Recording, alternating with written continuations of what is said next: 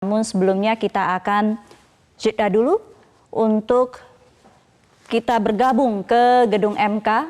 Sudah ada Rory Asyari juga di sana akan menyampaikan informasinya. Rory, seperti apa yang Anda lihat dinamika yang terjadi di gedung MK saat ini? Rory. Yes. Ya, Rory, apa yang bisa Anda sampaikan terkait dengan sidang yang sudah ditutup beberapa saat yang lalu? Ya, Sumi, tadi ada hal yang sangat membuat keberatan dari pihak terkait, yakni TKN, dan juga membuat banyak pihak bertanya-tanya begitu terkait dengan petitum yang disampaikan oleh pemohon. Dalam hal ini adalah Bambang Wijoyanto, di mana petitum sangat berbeda dengan apa yang petitum sudah diserahkan kepada MK pada tanggal 24 Mei lalu dan diregistrasi di MK tanggal 11 Mei yang lalu. Nah, petitum yang berbeda ini bila dibandingkan dengan petitum yang lama, perbedaannya sangat signifikan, di mana di petitum yang baru pemohon meminta paslon 01 mendapatkan suara 63 juta dan paslon 02 mendapatkan suara 68 juta. Ini tidak ada dalam petitum yang lama. Kemudian minta PSU atau pemungutan suara ulang. Di petitum yang lama, pemohon meminta PSU di seluruh wilayah Indonesia. Sementara petitum baru atau permintaan baru yang tadi baru saja dibacakan meminta di wilayah yang Jokowi Ma'ruf menang. Seperti di Jawa Tengah, Jawa Timur, Papua, Kalimantan Tengah, dan juga Kalimantan Utara, serta provinsi yang lain. Kemudian di petitum baru, pemohon juga meminta semua komisioner KPU diberhentikan dan memerintahkan KPU menetapkan jumlah suara sesuai data yang valid menurut BPN. Begitu. Nah, terkait dengan perbedaan petitum yang disampaikan hari ini dengan petitum yang telah diserahkan kepada MK dan diregistrasi oleh Mahkamah Konstitusi, saya akan bertanya kepada salah satu tim kuasa hukum dari TKN, Bang Irfan Pulungan. Bang Irfan, terkait dengan perbedaan petitum ini, apa signifikasinya, apa impact-nya sebenarnya? Ya, di awal persidangan tadi pagi, ya, Hakim Ketua Majelis ya itu menyampaikan, mempersilakan kuasa hukum pemohon untuk membacakan permohonannya yang masuk ke Mahkamah Konstitusi permohonan tanggal 24 Mei. Itu jelas kita dengar bersama-sama. Dan kita dengar juga bersama-sama ya, kuasa hukum permohon melalui 3 juru bicaranya. Setelah kami mengamati dan mendengar, ternyata seluruh pembacaan itu keluar dari konteks permohonan-permohonan yang disampaikan tanggal 24 Mei tersebut. Malah kebanyakan memang dan hampir semuanya permohonan-permohonan yang dibacakan tersebut itu yang diajukan oleh mereka tanggal 10 Juni. Ini artinya apakah mereka memperbaiki sebenarnya petitum atau permohonan atau mengubah petitum dan permohonan, Bang Irfan? Inilah yang menjadi tadi ada perbedaan argumentasi atau perbedaan pendapat di antara kami, pihak terkait dan termohon. Ya, kami dari pihak terkait mengacu kepada peraturan yang ada. Ini peraturan Mahkamah Konstitusi dan Undang-Undang Pemilu. Jelas di situ dalam sengketa Pilpres di tahun 2019 ini, ya, Mahkamah Konstitusi pemohon dalam pengajuan sengketanya di Mahkamah Konstitusi tidak mengenal adanya perbaikan atau revisi. Yang dikenal adalah sengketa Pilpres itu pada pemilu legislatif, pileknya. Nah, itu menjadi perdebatan kami. Justru ini menjadi perubahan juga karena apa yang sudah kami masukkan, apakah itu pihak terkait maupun termohon, dari jawaban atau keterangan kami, ya, kami mengacu kepada permohonan pemohon pada tanggal 24 Mei. Sedangkan yang dibacakan itu semuanya, hampir seluruhnya itu adalah permohonan revisi yang dimasukkan tanggal 10.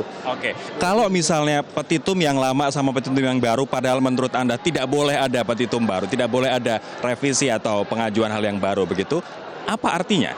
Ya, artinya kan ini dalil-dalil yang disampaikan itu sangat berubah substansialnya terhadap isi dalilnya tanggal 24 tanggal 10, petitumnya tanggal 24 dan tanggal 10. Ya, kita ketahui bersama petitum yang disampaikan mereka pada tanggal 24 itu hanya 7 permintaan atau permohonan. Sedangkan di tanggal 10 itu lebih dari 10, bahkan hampir mendekati lebih banyak gitu. Nah, ini yang kami anggap tidak relevan dengan ketentuan peraturan yang ada di Mahkamah Konstitusi. Ini yang kami pertanyakan. Yang kedua, waktu pengajuan revisi yang disampaikan oleh pemohon itu kami menganggap ada rasa ketidakadilan karena kami hanya kalau mengacu kepada permohonan pemohon tanggal 10 kami hanya menyampaikan revisi itu lebih sedikit waktunya daripada pemohon.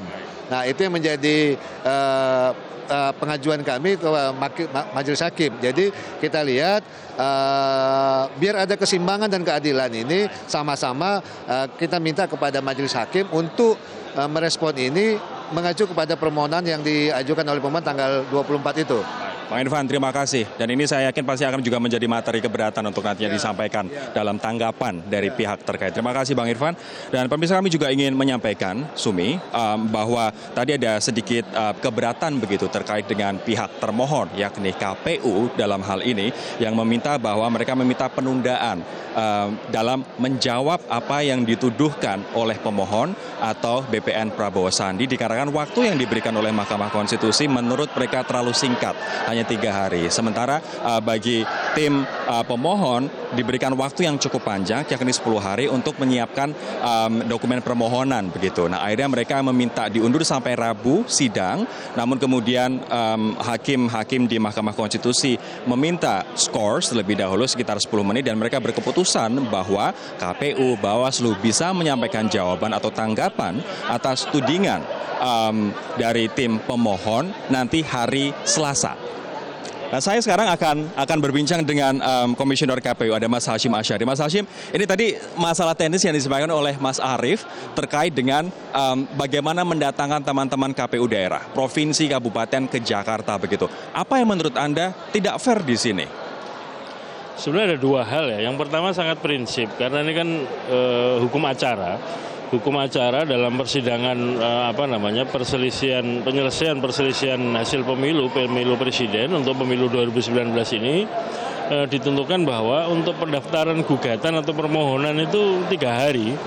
3 hari itu 3 kali 24 jam terhitung sejak penetapan hasil pemilu. Penetapan hasil pemilu tanggal 21 Mei 2019. Maka hitungan 3 kali 24 jam ke depan itu adalah tanggal 24 Mei. Nah mestinya itulah dokumen gugatan atau permohonan yang digunakan. Tidak ada kesempatan untuk melakukan perbaikan di peraturan MK tentang pemilu presiden. Beda dengan untuk yang hukum acara penyelesaian perselisihan hasil pemilu DPR, itu ada kesempatan perbaikan. Nah ini prinsip. Nah, kemudian yang kedua secara teknis, sidangnya hari ini hari Jumat. Sementara dalam persidangan MK menggunakan ketentuan hari kerja, Sabtu Minggu libur. Kemudian kita ditentukan jadwal sidang hari Senin dan itu harus kalau misalkan tadi diakomodir ya dokumen perbaikan permohonan diakomodir. Kemudian kami menjawabi, itu kan tidak sekedar menjawabi. Karena kalau kami menjawab kan juga harus berhitung menyiapkan alat bukti, itu juga dari daerah. Nah ini juga jadi problem. Gitu. Artinya sebenarnya perbaikan dari permohonan itu batasnya sudah lewat. Ya sudah sampai dengan tanggal 24 Mei saja dan itu sudah diterima oleh MK dan diregistrasi tanggal 11 Juni. Artinya perbaikan setelah itu seharusnya tidak diterima oleh Mahkamah Konstitusi. Dalam pandangan kami di KPU begitu, karena hukum acara di peraturan MK jelas tidak ada kesempatan untuk perbaikan dalam hal gugatan pemilu presiden. Tapi bahwa kemudian Mahkamah dalam persidangannya mengambil sikap yang berbeda dari peraturan Mahkamah Konstitusi, ya kami mengikuti ya. Tapi walaupun demikian kami sampaikan ada catatan keberatan dari KPU tentang tidak dipenuhinya hukum acara persidangan. Seharusnya Senin besok pihak termohon KPU memberikan tanggapan, menghadirkan jawaban begitu bantahan atas apa tadi yang disampaikan oleh pemohon. Namun tadi mengatakan bahwa belum siap dikarenakan masalah jadwal, masalah teknis sehingga komisioner KPU di daerah akan kesulitan untuk ke Jakarta karena tiket masih susah begitu. Dan kemudian diputuskan oleh Majelis Hakim, oke, kalian boleh memberikan tanggapan hari Selasa pagi sebelum jam 9 pagi. Apakah bisa? Jadi sesungguhnya kan begini Mas, untuk KPU jadwal untuk menyampaikan jawaban itu kan kemarin hari Rabu tanggal 12 Juni 2019. Itu jawaban berdasarkan apa? Berdasarkan permohonan yang 24 Mei. Nah, kalau kemudian dalam persidangan ini yang perbaikan itu diakomodir oleh MK, maka mau tidak mau kan bagaimanapun supaya kemudian kalau tidak dijawab kan kemudian dianggap KPU mengabaikan ya. Nah, kalau kemudian KPU harus menjawab sesuai dengan dokumen perbaikan, ini kan butuh waktu. Butuh waktu itu tidak sekedar menjawab saja, tapi juga sambil ngecek di lapangan sesungguhnya tuduhan seperti itu benar apa enggak, ada atau tidak, alat buktinya apa. Ini butuh waktu gitu. Belum nanti ngangkut ke Jakartanya gitu. Baik, lantas apa yang akan disampaikan oleh KPU kemudian di hari Selasa nanti? Ya nanti berdasarkan permohonan yang dibacakan tadi, yang perbaikan, tentu akan kami kaji ya dalam 2 hari ke depan untuk kemudian merumuskan jawaban dan juga bagaimana strategi mengumpulkan teman-teman KPU dari daerah untuk ke Jakarta. Itu ya. Tadi ada tudingan petitum yang serius, Mas. Poin yang serius, yakni pemohon tidak mau menggunakan jumlah suara sah nasional seperti yang ditentukan oleh KPU, namun menggunakan versi mereka dikarenakan ada indikasi 22 juta suara, yakni suara siluman. Kita belum tahu seperti apa pembuktiannya 22 juta suara siluman itu, namun saya ingin memberikan kesempatan bagi KPU untuk menjawab tudingan itu. Betul ada suara siluman 22 juta?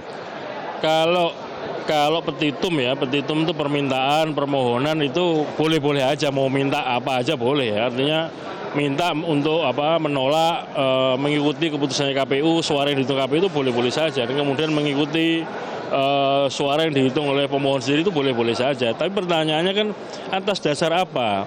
Misalkan ya, yang berseliweran ya, dalam sidang ini tadi kan diklaim bahwa suara dari pemohon jumlahnya sebagaimana dalam permohonan. Tapi di luar sebelum masuk ke sini saya dengar ada siaran pers jumlahnya beda dengan yang diajukan ke MK. Kemudian kalau kita simak pelan-pelan kemudian dokumen perbaikan tadi, itu juga dalam pandangan kami juga tidak jelas. Misalkan klaimnya hasil penghitungan KPU sekian, kemudian pemohon sekian di provinsi ini. Nah, itu selisihnya ada di mana? Apakah di tingkat rekapitulasi provinsi, ataukah di tingkat rekapitulasi kabupaten kota, ataukah di TPS? Kalau TPS mana? Itu juga dalam pandangan kami ya, setelah kami buka juga belum jelas juga lokus atau tempat kejadiannya di mana. Lokus belum jelas, kemudian selisih klaim juga berubah-ubah. Kemarin saja sudah 3 kali, kemudian ini berubah lagi. Menurut Anda kenapa ini, Mas Hashim? Saya nggak tahu apakah saya belum bisa komentar ya kenapa kok berubah-ubah ya. Apakah menemukan alat bukti baru atau bagaimana kami belum tahu. Tapi saya ingin Anda memberi keyakinan kepada masyarakat bahwa betulkah yang dituduhkan oleh pemohon bahwa KPU ada di situ ada 22 juta suara siluman, kemudian ada tudingan TSM, kemudian KPU dengan situng itu bermain sehingga situng tidak merepresentasikan sebagaimana mestinya, Mas. Tolong masyarakat diyakinkan. Pemilu ini kan pemilu serentak. Pada hari yang sama memilih presiden, memilih anggota DPR, DPD, DPRD provinsi, DPRD kabupaten kota. Pemilihnya daftarnya juga sama.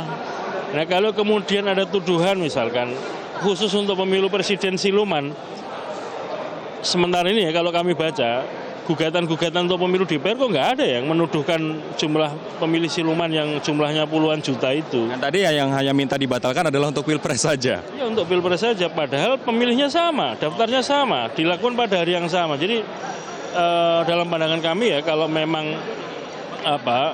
soal permohonan silahkan asal bisa membuktikan. Tapi kalau tidak bisa membuktikan kan konyol kan. Mas Hashim Asyari, Komisioner KPU, terima kasih atas waktunya. Terima kasih, Mas.